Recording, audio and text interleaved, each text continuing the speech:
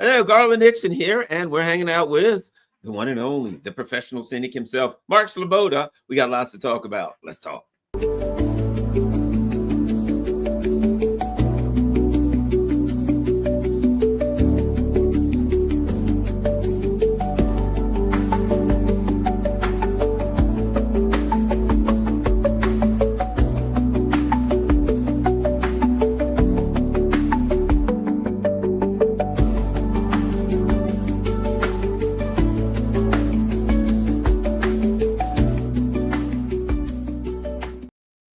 Hello, Garland Nixon here with Mark Sleboda. And before we get going, I know what you've been saying to yourselves.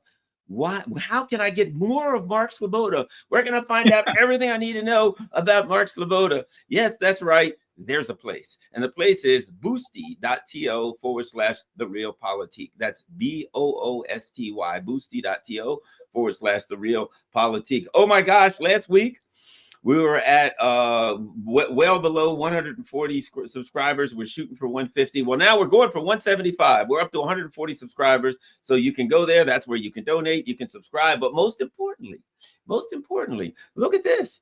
You can find out Q&As, his appearances, all the great stuff and people he's talking to, or everything that needs to be known that's going on with Mark Sleboda, which undoubtedly you want to find out about. Just go to boosty.to/therealpolitik, and you can find all things that are Mark Sleboda. And also, don't forget, follow Mark on X. And are you on anywhere else besides X, Mark? Telegram and Substack. Telegram and Substack. Yeah. But the big thing is boosty.to/therealpolitik. All right, Mark, let's get going. Let's start on this. This is a big story, and it's an important story in that, the empire is trying all kind of machinations to surround Russia. Oh my God, boy. When I look at a map, I see Belarus and I see Ukraine, and that's like a huge area. And NATO losing that really makes it tough for them to do the old Hitler, Napoleon routine and go after Russia. But they're looking for other things. Armenia, there's a corridor in Armenia, and there is rumor that the U.S. empire is trying to get its greedy little filthy mitts on that, no doubt to threaten Russia and others. Your thoughts, Mark? Yeah, so there's no question that the U.S. is and has long been trying to overextend Russia by prodding and provoking them in all directions.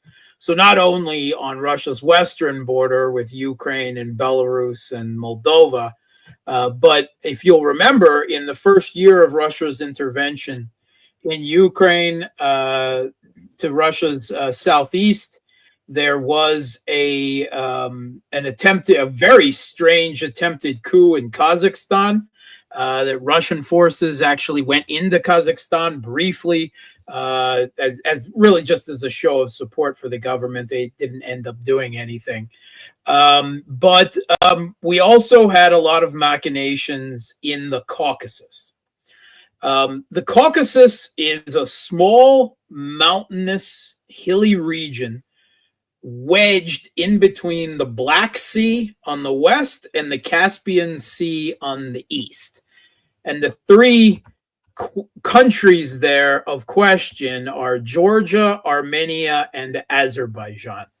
And if you take a look there, you can see they're bordered by Russia to the north, by Turkey to the southwest, and by Iran to the southeast. Now, we know that the U.S. Sponsored a color revolution in Georgia in the mid-2000s, the Rose Revolution that brought the neoliberal strongman Mikhail Saakashvili, the Thai eater, to power. He attempted to seize control of separatist forces where Russian peacekeepers by UN Security Council resolutions were. That didn't go so well for him back in 2008. Since then, the Georgian Dream Party has tried to chart a course between still engaging with the West, but not alienating Russia. And that hasn't pleased the West because as far as they're concerned, unless you're rabidly anti-Russia, then you're pro-Russia. as they're concerned, because you're either with us or against us. And the Georgian prime minister, there was, shall we say, Western backed protests in the country recently. And the Georgian prime minister has said outright that the West, the Europe and the United States were openly pressuring Georgia to directly open a second front in conflict against Russia in Russia's south. And Georgia's like, no. I mean, we have very mixed feelings about Russia. We don't like a lot of things they've done, but we're not geopolitically suicidal. We're not doing that again, right? And after a while, the Georgian Dream government seemed to have solidified power. The protests, the pro-Western protests, filtered away, and they do regular business with Russia. They still actually don't have full diplomatic relations, but they have full trade relations, and that's really what matters for Georgia. And they're not serving as proxies for U.S. geopolitical interests. Now, if we come to the other two countries, Armenia and Azerbaijan, here is a world of trouble, right? Armenia is a little Christian, Orthodox Christian Armenian Apostolic Church. It's a landlocked country. It's a fairly poor country. They don't have an abundance of any type of natural resources. They're landlocked. Their biggest industries are agricultural products and some tourism. That's about it. Now, Azerbaijan is also a small country. They are Muslim, and they have become a very wealthy country because they have oil and gas reserves. Now, this region has seen warfare between East and West at least since ancient Roman times. This same stretch of territory was battled over almost continuously by the Roman Empire and various iterations of the Persian Empire. So there's always been a geopolitical tussle here. And that goes all the way up very close to the modern day. Now, during the Soviet Union, there was a brief few decade period of Soviet imposed peace between the countries of Armenia and Azerbaijan as they became formed. But as soon as the Soviet Union dissolved itself, they went right back to war.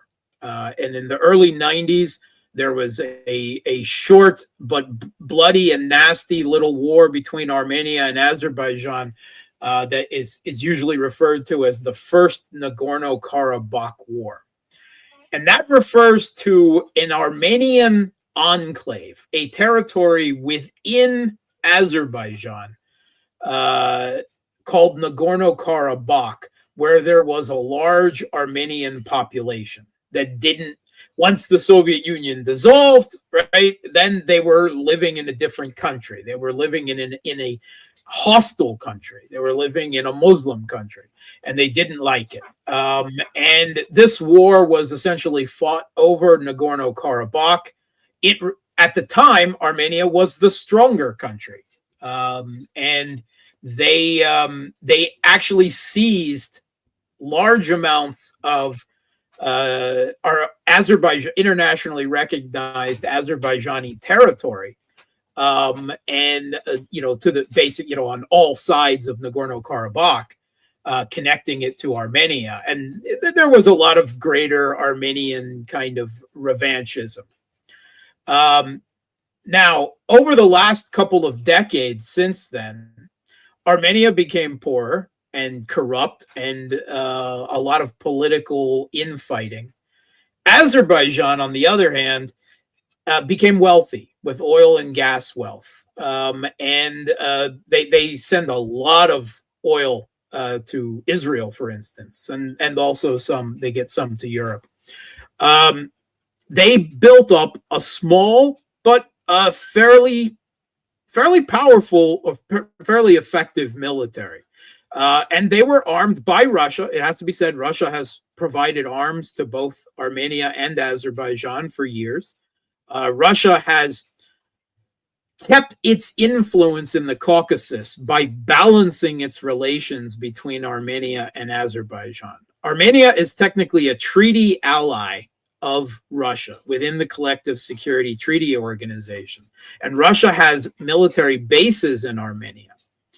But Armenia is landlocked, and it's surrounded on one side by Azerbaijan, an enemy, and on the other side by Turkey, a historical enemy who is allied with Azerbaijan.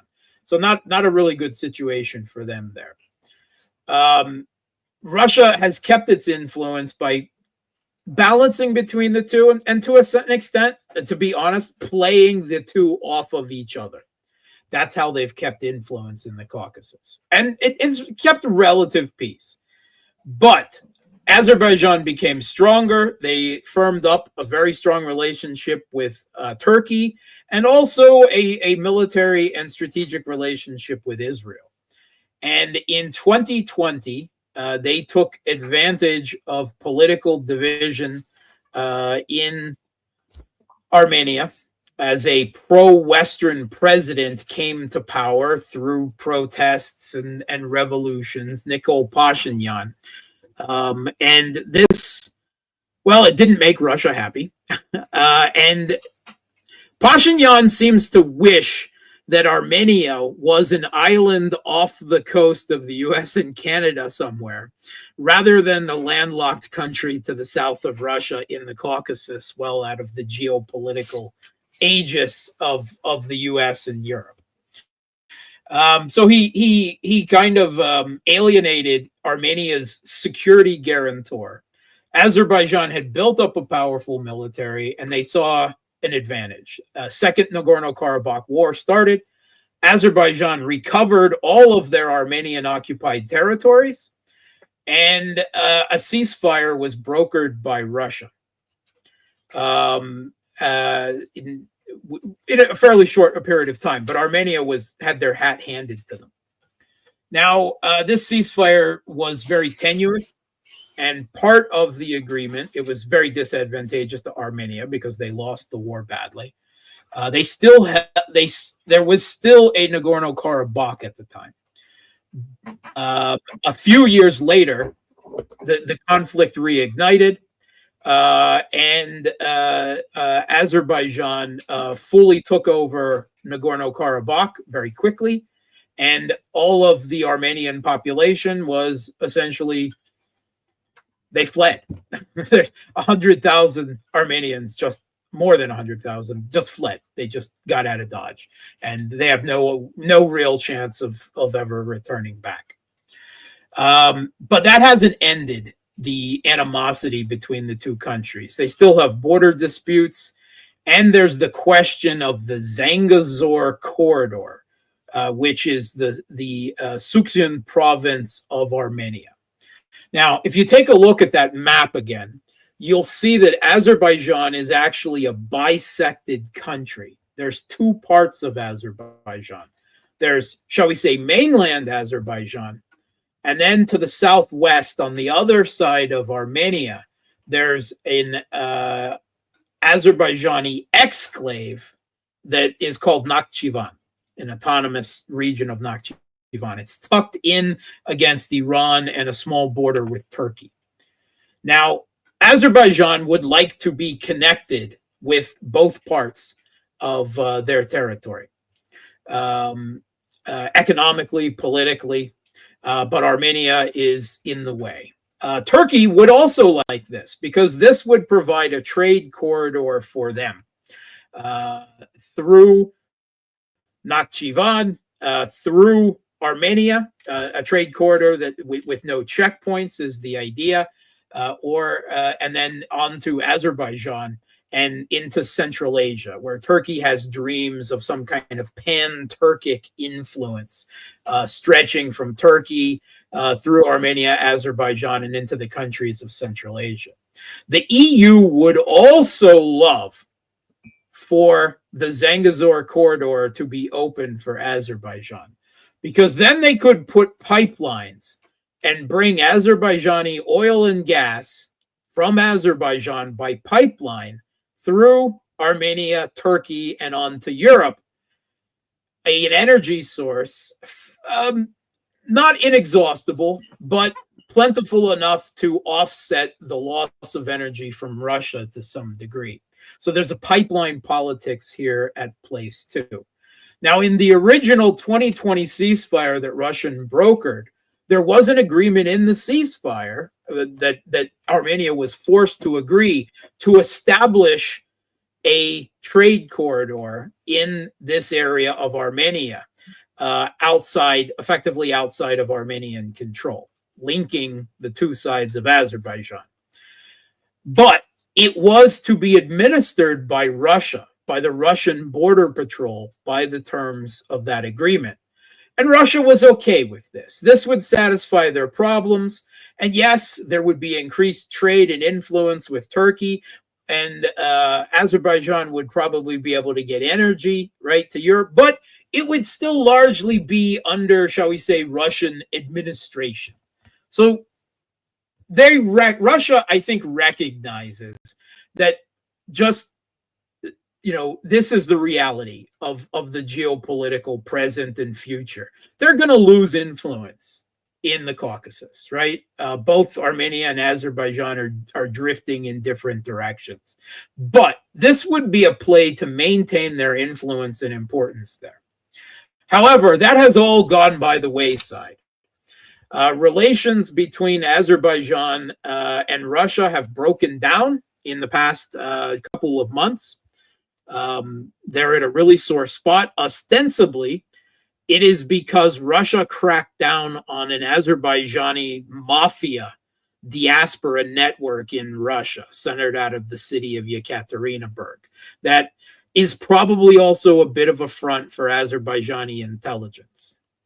Now, the chatter, unconfirmed, right, is that this Azerbaijani network may have played some probably minor role in the Kiev regime's Operation Spiderweb, where they smuggled trucks full of drones into Russia a couple of months ago and attacked Russian strategic air bases.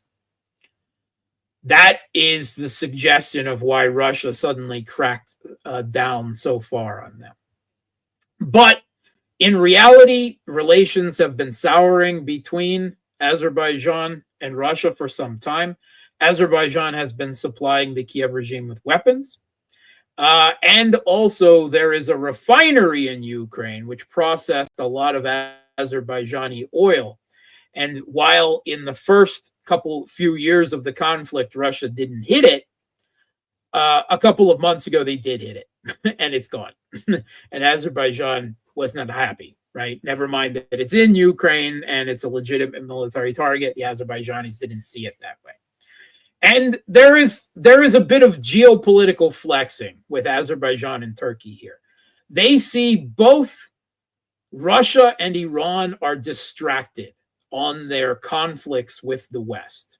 And they see room to establish this Zangezur corridor and basically to cement their influence within the region. I don't think they want outright war with Russia and Iran. They're not geopolitical suicidal.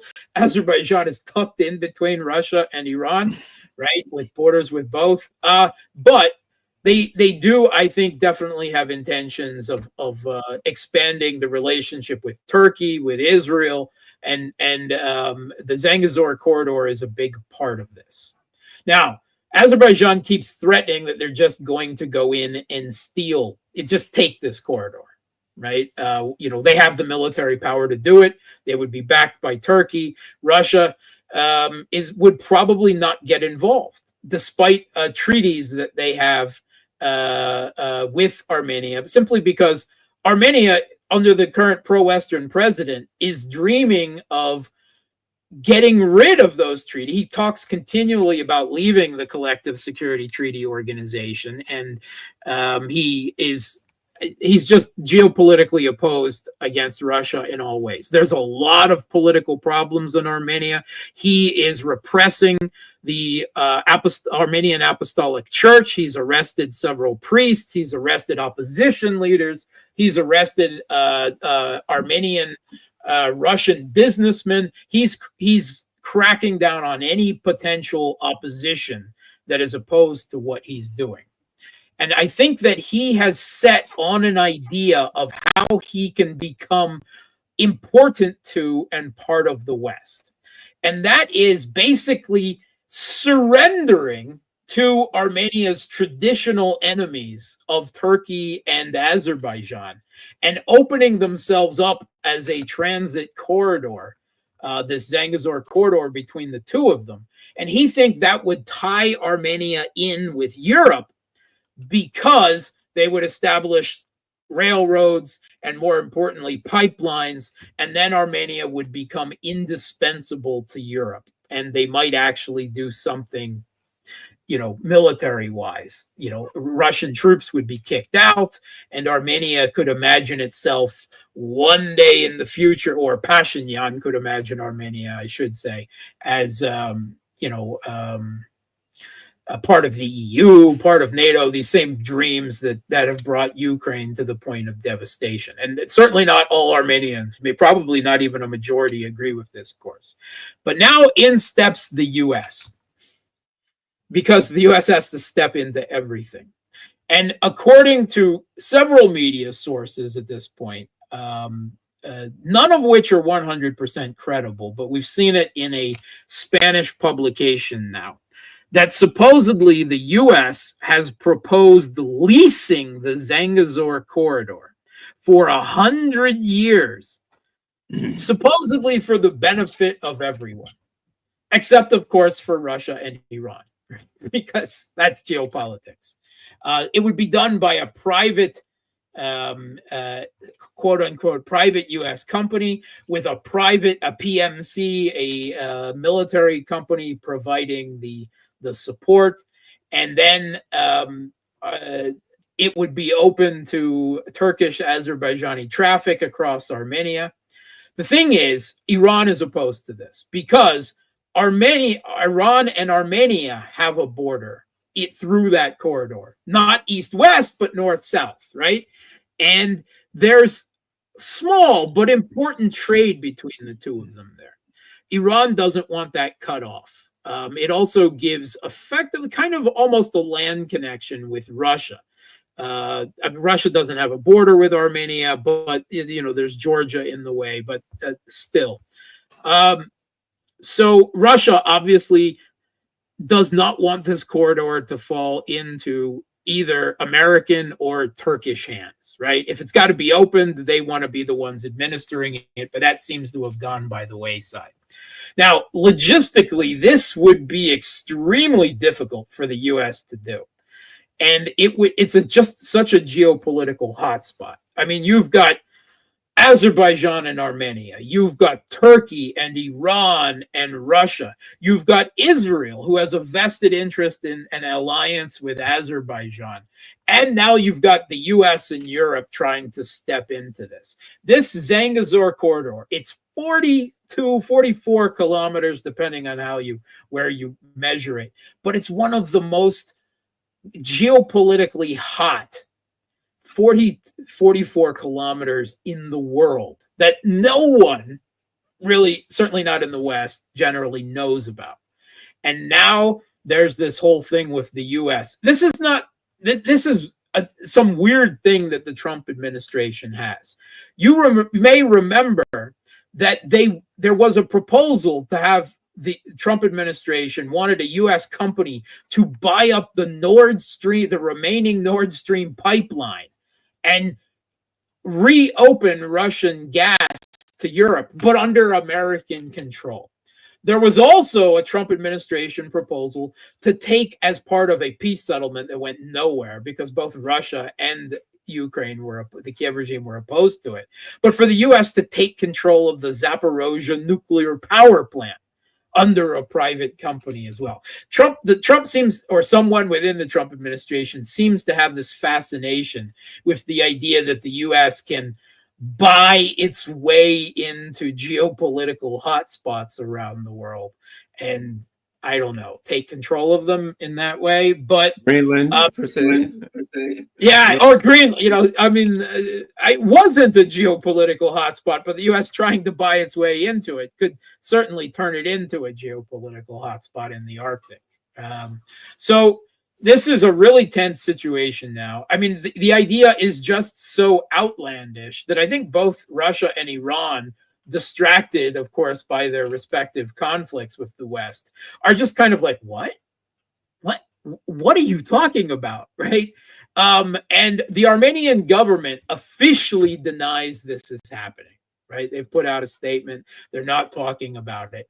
Meanwhile, the Pashinyan regime's crackdown on all the opposition who are infuriated by this idea and think it would amount to Armenians surrendering to Azerbaijan and Turkey and the U.S. on top of it, and would see Russia, Armenia's security guarantor against Turkey and Azerbaijan, kicked out. Anyway, hot political tensions in Armenia, geopolitical tensions between Azerbaijan and Armenia, and then you've got all the surrounding countries now. Turkey, Iran, Russia, Europe, the United States, Israel, all playing into this. This is a real potential flashpoint. It's not to the point yet where a war is about to break out, but there is a potential for it too. Interesting. Well, that was important stuff we needed to know. Let's go next to a battlefield update, Petrovsk and other places, and what's your opinion of the state of the battlefield? So first of all, it has to be said that there's the big hot spot that everyone knows about right now is in the Donbas region, in the area in and around Pokrovsk and Konstantinovka in south central Donbas, where the Kiev regime is making a last kind of ditch, desperate hold on the Donbas territory. And Russia has been laying siege to Pokrovsk now for over half a year, slowly taking all the surrounding territory to the south, to the east, to the west, everywhere, and increasingly now the Konstantinovka as well. Both cities are effectively under siege right now. And Russia has broken through Kiev regime defenses in the area and is shooting up essentially north of both of these cities in a big flanking maneuver that has caught everyone, including the Kiev regime forces, by surprise. And it's threatening to collapse everything. Pokrovsk is already under operational encirclement, right? It does not have a supply line that is not continually exposed to fire by Russian artillery and drones. Konstantinovka is very close to that. And this flanking maneuver, this big push by Russia behind the lines, essentially flanking both cities at once, is really collapsing. It's causing a collapse of this front. And we don't have a full picture of what's going on because there's a lot of radio silence on both sides because of the intensity and importance of what's going on. But everything we've heard out of the Ukrainian side on social media and stuff say it's going really, really bad for them. So it's a very, I think there's a very important, very intense struggle going on right now between Konstantinovka and Pokrovsk. And I mean, in some ways, I mean, there are still other settlements, Kramatorsk and Slavyansk, that will have to be taken yet by Russia, but they will almost be an afterthought. If Russia wins this quickly here now, within the next month or two, that will be a huge blow to the Kiev regime that they probably won't be able to come from. And then it's really just the writing on the wall for the Donbas area. They're trying to bring everything they have left in and stripping all the other fronts in order to do so. But from everything I've heard, it's going really bad for them. And so Konstantinivka, Chasiv Yar, and Yeah. what's the story on that Chasiv Yar? Okay, so Chasiv Yar was the fallback position when the Kiev regime lost Bakhmut, right? If you'll remember, going on close to 2 years now. Chasiv Yar was the fallback position. And topographically, it is a high area, right? A series of hills that looks down on Konstantinivka to the south and to Slavyansk and Kramatorsk to the west. And there has been a fight in Chasiv Yar now going on for a year more. Russia has, I've heard, roughly 97% of Chasiv Yar at this point. Kiev regime has a few buildings in one of the outlying suburbs, effectively, and that's all they have left. That battle is all but done. And Russia's not in a particular hurry there simply because of the sequencing and timing of the battlefield. Right now, the Konstantinovka-Pokrovsk area is more important, but Russia is still mopping up. The Kiev regime has only, like a pinky left on Chasiv Yar at this point. It's a very fragile, and with everything going on in Konstantinovka and Pokrovsk, they're going to lose this as well. And there was a dramatic video out early this week that shocked everyone on the pro-Russian side, on the pro-Kiev regime side. In the center of Pokrovsk, where Russia is not supposed to be. And it was a video taken by a Russian DRG, Diversion and Reconnaissance Group, penetrating deep into Pokrovsk somehow and conducting an ambush on a Kiev regime military vehicle, an APC, I believe, or an infantry fighting vehicle. And it just shocked everyone because, like, what are Russians doing in the center of Pokrovsk? So the situation there is very, very bad. And while all of this is going on the ground, of course, Russia's nightly or nearly nightly barrage of hundreds of Garan long-range strike drones, accompanied by volleys of various kinds of missiles, cruise missiles, ballistic missiles, hypersonic missiles, depending on the targets, that are still taking out the Kiev regime's military industrial complex, what it has left, but also Western military supplies as they're coming in. So it's, whether we're talking the ground war of attrition, right, particularly hot right now in the south central Donbas, or the war of attrition in the skies at night, the war of attrition is going very badly for the Kiev regime. And there's growing acknowledgement, I think, of this in the Western media. It's grudging, but they're admitting that the Kiev regime's military situation is looking hopeless. And everyone is raising the possibility, even in the Western media, that the Kiev regime forces could potentially face some kind of collapse under the such pressure within the next 6 months or so. It's a possibility. I wanted to ask you about this. It seems to me more a PR discussion than anything else, because there's this business about, oh yes, the Germans are going to send a dozen, 17, 7 or 10 or however many numerous Patriots to Ukraine and blah blah blah. And my thought is, you're getting hit with 300 and 400 missiles a night, drones, missiles, etc. a night, right? Anything short of 300 or 400 Patriots delivered daily, which can't hit a lot of the missiles anyway, you're kind of out of luck. So I'm like, it just sounds like a PR thing. They're out of missiles for the Patriots, pretty much. The U.S. is short of them. We're pretty much out of Patriots, and we're telling, hey, Germany, why don't you send them your Patriots, and we'll get them and pay us for the new ones. And at some point, maybe 2027, 37, 47, 57, whatever, we'll get your new ones. Just give us the money, suckers.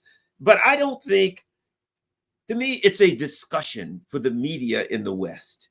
But at this point, Patriots haven't proven their mettle, shall we say, in the battlefield situations anyway. Mark, your thoughts on the Patriot discussion?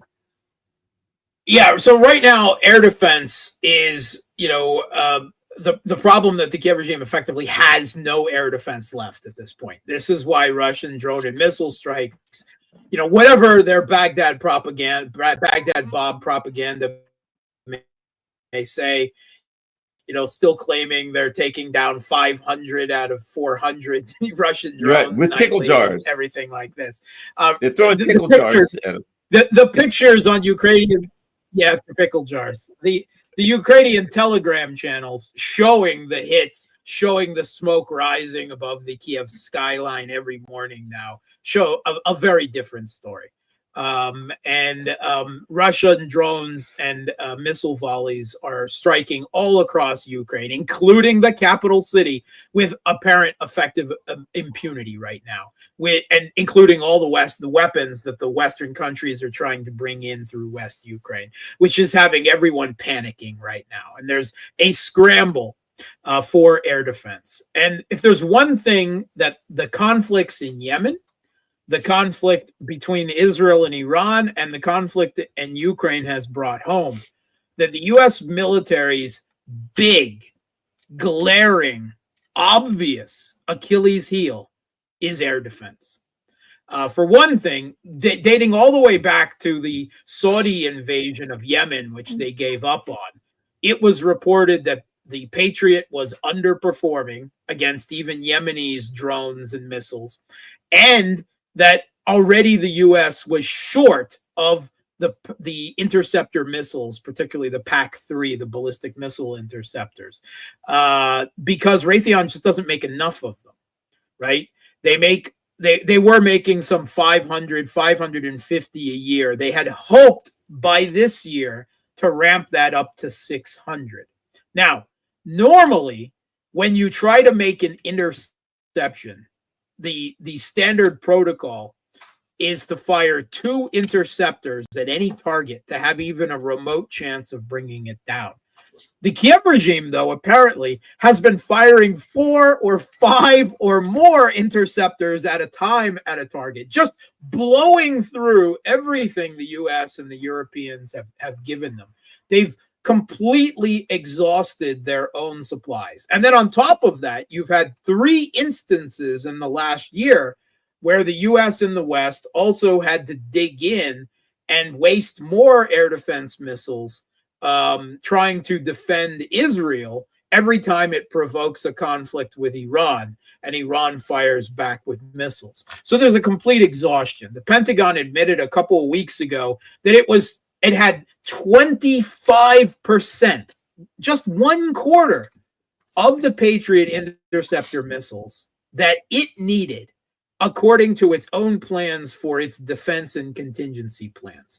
That's how deep Biden has dug. Now, there's other missiles there as well. There's artillery shells, there's Hellfire missiles, there's other things that were noted huge depletions. But it's this interceptors. The U.S. doesn't come close to providing what the Kiev regime needs, even for a month in the entire year of production, much less what Israel needs, what the U.S. military needs, what all the U.S. allies who need the Patriot missile interceptors as well. And there's a huge shortage of the systems as well, right? The launch systems. One question that no one is asking is, already 8 full batteries of, usually a full battery is 3 sets of 8 launchers. So they're up to 24 launchers for a system, maybe even 32, depending. The West collectively sent the Kiev regime 8 full batteries of Patriot systems and launchers. Where are they? No one is asking that question, right? But it's really important, because there's the question of throwing good after bad. You don't hear about them, and there's such desperation because they largely don't exist anymore. Russia has taken them all out. And they just reported in the past week taking out another 3 remnant launchers, Patriot launchers. So everyone is trying. There's a shortage of the launchers, of the Patriot launchers. There's a huge shortage of the Patriot interceptor missiles, and the whole West doesn't provide much else in the way of air defense, right? Yeah, the Europeans sent a few Italian and French air defense systems, but they only had a few of them to begin with. The Germans sent a few Iris-Ts. Again, they only had a few of them. They don't make large amounts of them, and they're already gone. So there's no air defense. There's nothing to provide the Kiev regime, unless the European countries or the U.S. wants to strip itself of its few remaining relatively ineffective air defense. And like you said, ineffective, because the Kiev regime noted just a month ago that with the new Iskander ballistic missiles, the Patriots don't even have a chance of bringing it down, because it does evasive maneuvers and is at a higher speed now. And there was never a chance, really, no matter what's claimed of it, bringing down hypersonic missiles like the Kinjal and whatnot. So it's a very bad situation for everyone. And what all of this has done is exposed to all of the U.S. adversaries in the world, right? Russia, China, Iran, North Korea, and potential adversaries, that the U.S. has a big glaring weakness, right? Ultimately, I think this is why the U.S., did this bombing enrichment facilities, declaring victory, demanding a ceasefire, and going home in Iran, and giving up on the regime change that the Israelis planned, because they realize they can't provide air defense for Israel or U.S. military bases against Iran's plentiful missile and air defense long-range strikes. And think what that means, how limiting that is for U.S. plans to go to war with China over Taiwan. How are they going to deal with China if they can't even provide air defense for Ukraine or for Israel, right? On top of this. Forget Iran. They can't protect them from the Houthis. Yeah, this the is Houthis true as have well. they've got missiles that, they're by today's standard. They're not, the best of missiles, but they're decent and they get the job done. These are missiles. I'll put it like this. You should be shooting these down. Okay. Just like they fire one. And it's like one missile coming from 1,000 miles away. You should be able to pick it up. You should be able to shoot that one down. It goes through like 4 different air defense zones. I was watching this thing. Like these ships, they try to shoot it. Then like some American bases, they try to shoot it. Then like Lebanon, they try to shoot it. And plop right into Israel, immediately a measly stinking missile flop down right next to Ben Gurion Airport. And I'm saying, dude, you got some holes in your swing there. Yeah. And the U.S. was wasting air defense defending their ships in the Red Sea while they were playing whack-a-mole trying to bomb the Houthis into submission, which didn't work anyway, which is why Trump also declared victory and pulled U.S. ships out of the Red Sea as well, right? I mean, they just waste and waste and waste. And again, there's a real question about the effectiveness of all of this on top of this. If there's one thing that these conflicts have brought home, is that there is one country in the world now with a proven, integrated, interconnected, multi-layered air defense and electronic warfare defense network that works, and that's Russia, right? And the whole world is going to be wanting Russian air defense systems and electronic warfare as the conflict in Ukraine comes to a close. So right now, it's the Trump administration is trying to push all of this off on the Europeans. And what they're promising, Germany in particular. Germany says they only have 6 Patriot batteries left and not much else in the way of air defense. And there's supposedly it's not really a deal. There was suggestions that Germany would provide these, strip its last remaining air defense and send them to Ukraine, but then they would be given U.S. air defense system, Patriot systems, that were slated to go to Switzerland, but Switzerland would get bumped to the back of the queue. However, that is still not going to happen until sometime in 2026 or 2027. They don't make these systems, they don't just pop off the assembly line, right? The production is very slow, very laborious, and like I said, they don't really work all that great anyway. So right now, the Germans and the Americans are yelling at each other over providing air defense to the Kiev regime. They're both, you do it, no, you do it, no, you strip your defenses to defend the Ukrainians. No, it'll just be blown up. You do it, right? And that's going on and on. And meanwhile, the skies over Kiev are darkened every night now. They're not according to Russia, according to German media, Bild, Russia will be producing 2,000 Garan long-range strike drones, right? Big kamikaze drones every day. 2,000. I think that's a bit inflated. I think it'll be closer to 1,000. But let's say the Germans are right.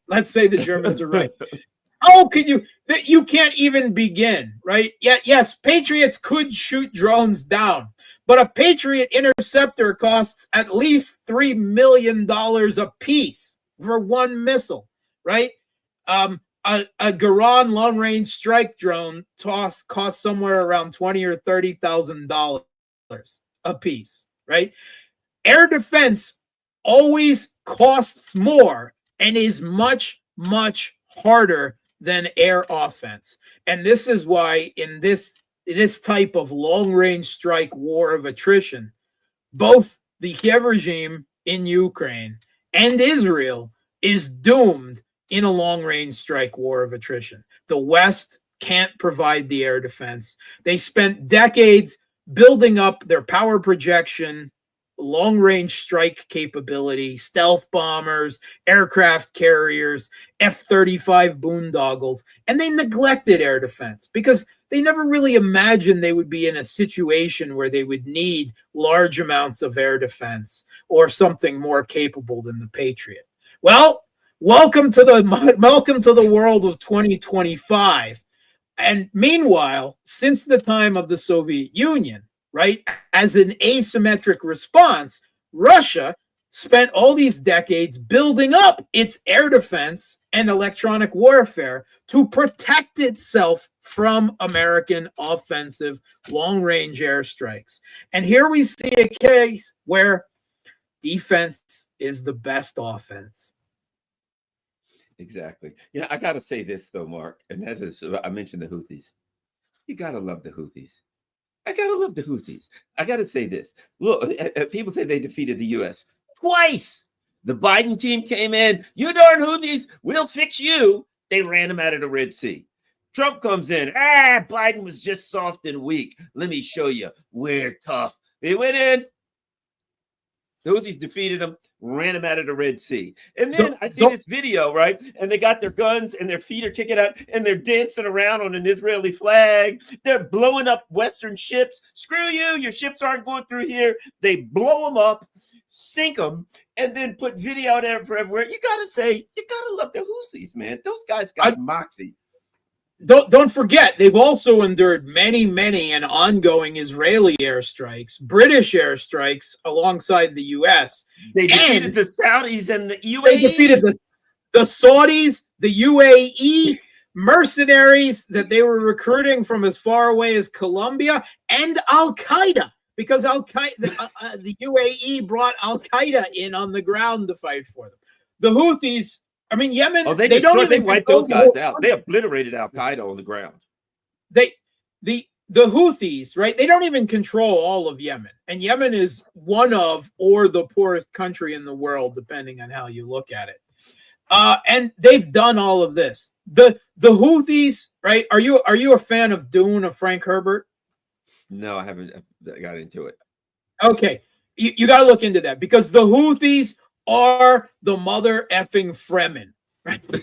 They are the fanatic religious fighters that could overtake the universe, right? I mean, that's if there was enough of them, right? That's the story here. And they're not going to be able to, stop Israel by themselves, but they're the only ones who are doing anything, right? And they're not stopping no matter what they suffer. They are acting, right? And they're a Shia group, right? Not quite the same as Iran, but similar. And they're going all out to defend the Sunni Palestinian, largely Sunni Palestinians in Gaza. And they're not even a state, right? No one recognizes the Houthis as the official government of Yemen. And yet, somehow, I've argued this before. I argued it like a year ago with a friend. I'm sure your friend as well, John Kirikow. Yeah. He used to be on Sputnik. Now he's on, other shows. But I said at the time, that the Houthi, he's like, oh, they're pirates, they're attacking shipping. I'm like, this is Israeli and Israeli allied shipping. I'm like, they're committing a genocide. I said it then. The Houthis may very well be shaming all of the rest of us. They may be the most moral people in the world, and all of us are living in their moral shadow. Absolutely. And the other thing is, I was doing some research into shipping traffic, and if you look at the numbers, like for the East Coast and all of that stuff, since they closed the Red Sea, and first of all, they bankrupted the port of Isla. It's bankrupt. They bankrupted the Israelis' largest port that comes out of the Red Sea. So they had a significant impact. But in addition, they've had a significant impact on world trade, because all of these ships have to go around the port of Africa, because these insurance companies have told their ships, we're not going to insure you if you go through. I mean, the hundreds of billions of dollars that have resulted from these people, from their actions.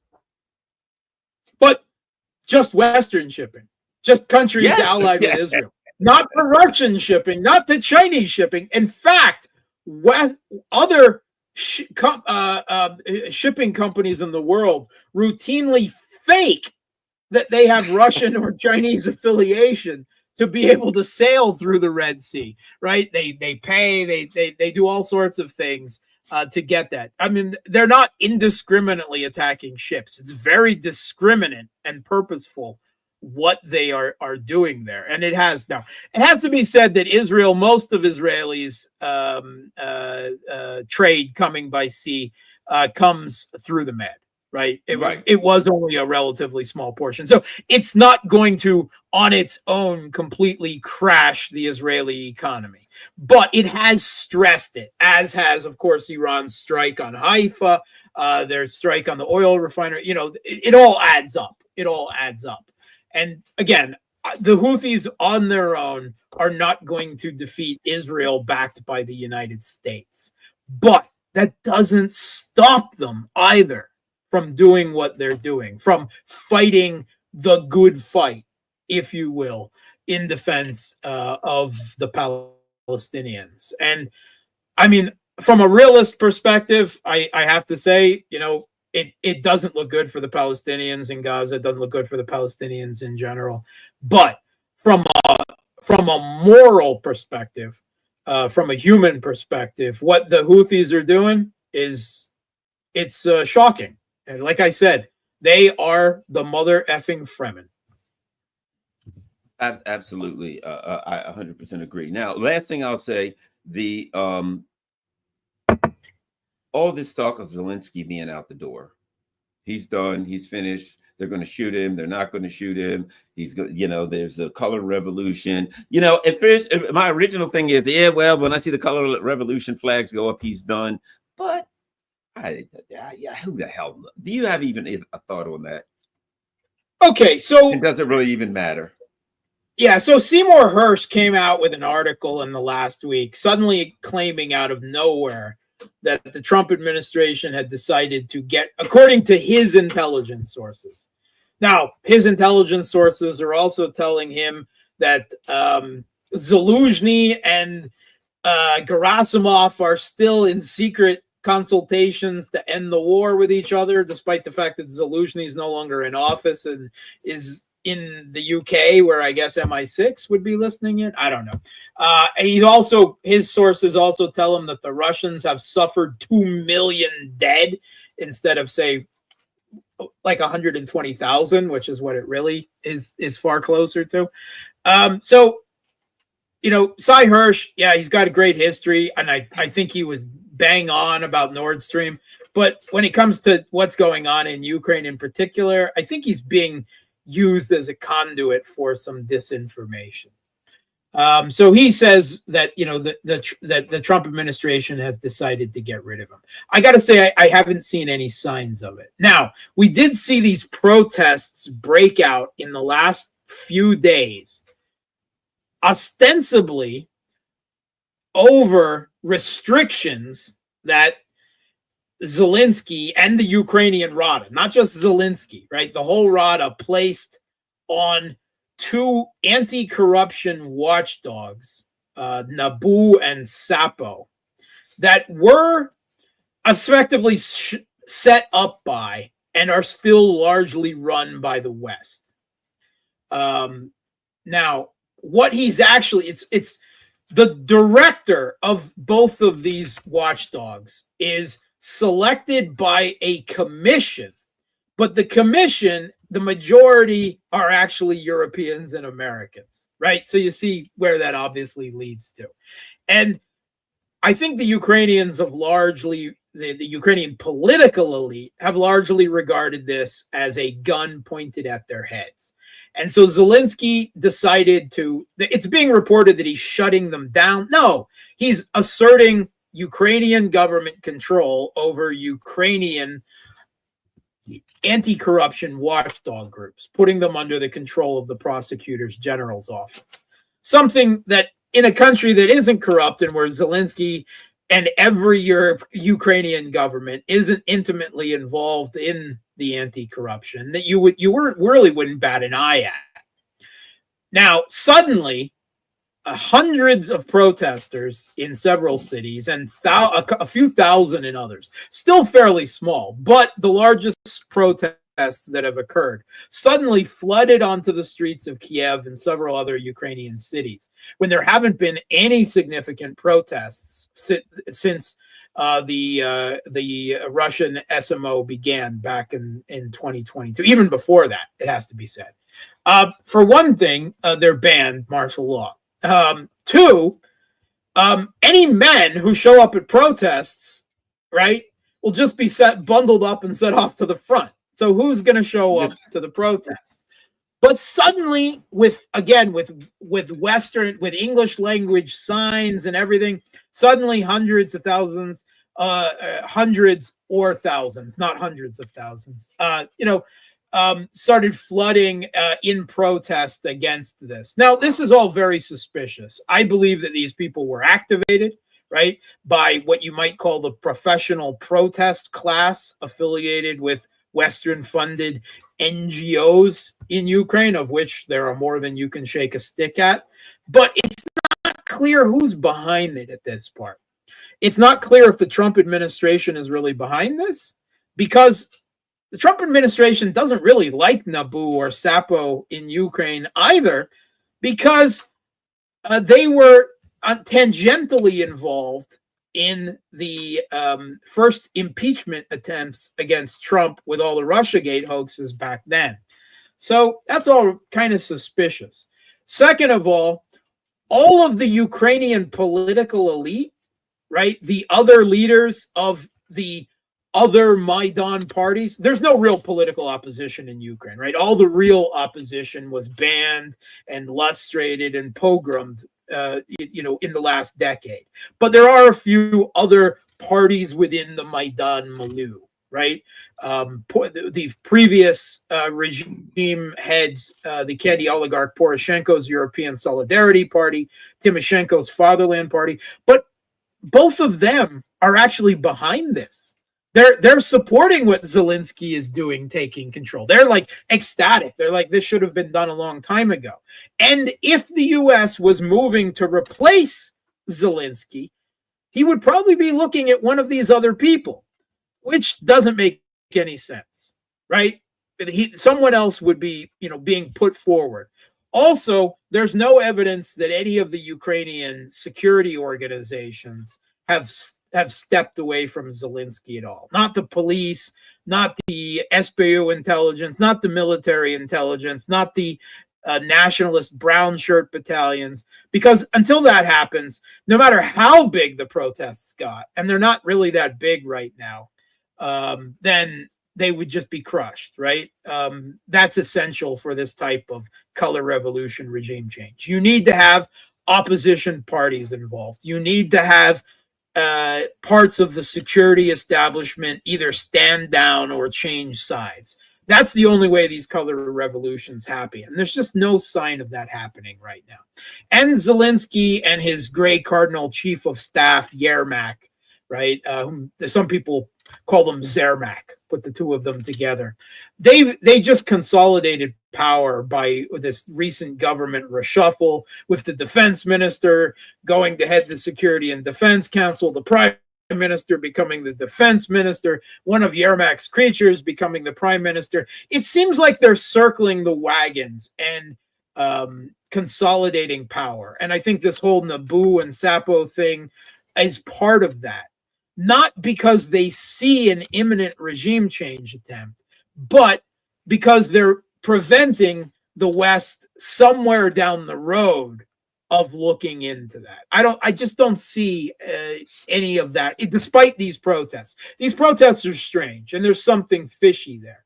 But I haven't seen enough, and I haven't seen enough of the other factors involved. On the other hand, it has to be said that one of the first things, my wife noticed it right away watching these protests. She's like, those look like military-age men. What are they doing in those protests? The fact that they're there and they feel safe being there, when most Ukrainian men hide at home and when they leave home dress up as women or something to avoid being grabbed by the conscription press gangs. They feel safe being out there. I find that is an interesting data point. So there's some muddy waters. I don't see where this is yet a regime change attempt launched by the West against Zelensky. There's something fishy going on here. I don't believe that Ukrainians who have sent their fathers and sons, they've seen them forcibly conscripted off to die in what is probably over 1 million at this point, suddenly come out to protest for the first time in years over the internal consolidation of political control over Naboo and Sapo. That's not a thing that would, I believe, suddenly drag hundreds and thousands of people protesting onto the street. You have to understand that in Ukraine, protest it's a paid operation, right? You are paid to be out there, right? There are people who are happy to do it, but they have to be paid. They still have to be paid to do it.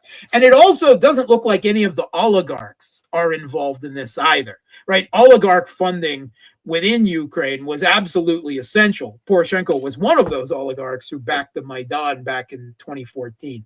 So no military security services, no police, no oligarchs, no clear sign that the U.S. is involved. It looks like the NGOs were activated, but it doesn't seem by who, and it seems like they're on their own. Maybe a warning shot, maybe something like that, maybe pressure without an actual attempt to regime change. But, we'll have to look for some signals out of the White House to see if that clears up what's going on. But as far as I can tell right now, Zelensky's position is secure. I think you're right. All right. Well, before we go, everybody needs to find out where they can find Mark Sleboda. And that is boosty.to. That's right. Boosty.to. You see it right there. And /The Real Politique. We are up to 140 subscribers. So the next goal is 175. You can be one of those 175. And look, you go there, everything the Mark is doing, you can keep up with. There, look at that. He shows Jamal and here and there. Okay, there you go. There's Mark there. There's the lovely Rachel. So, or everywhere you go, there's Mark Sleboda. Go to boosty.to. We've got to do everything we can to support the alternative media, and keep in mind that people in alternative media, all of us, nobody's making a fortune. Nobody's making $30,000 a show like Rachel Maddow. If we get 20 or 30 bucks every now and then to get a sandwich, we're lucky. So go to boosty.to. Make sure you help Mark Sleboda to keep up his good work. True. Sad but true. Sad but true. Help me bring you the View, the Black Pill, the Cynic, and feed my rescue crows, right? There you go. Exactly. Rescue crows got to eat. They got to just feed themselves here. Crow food is expensive, and I'm sure it is. It is. I don't even know what crows eat, but they're eating good. To be fair, mine are pretty spoiled, but yeah. What do crows eat? Mine eat cherries and chicken heart and turkey heart and cheese and some dry cat and dog food and peanuts. They occasionally get little tiny cocktail shrimp now and then yeah, they're really spoiled. I got to be honest. My crows are the most spoiled crows in the world. They eat. I take a look at the meals I prepare for them every day, and I'm like, man, they eat better than I do. Yeah, well, they got a personal chef. You. That's a good life. All right, the life of a crow, All right, thanks a lot, everybody. Boosty.to, that's where you find Mark Sleboda. If you can afford it to, whether it's buy me a coffee, Patreon, PayPal, whatever, that's great. The most important thing you can do is share this on all your social media platforms. We're out.